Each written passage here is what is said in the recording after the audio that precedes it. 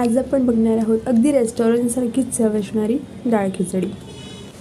कधी घाई गडबडीची वेळ असेल तर कधी बाहेरून थकून आल्यावर म्हणा किंवा रोजचं तेच तेच भात भाजी आमटी खाऊन जर कंटाळा आला असेल तर अशा वेळेसाठी एक खूप सोपा, हेल्दी आणि तेवढ्याच चविष्ट जेवणाचा ऑप्शन म्हणजेच डाळ खिचडी.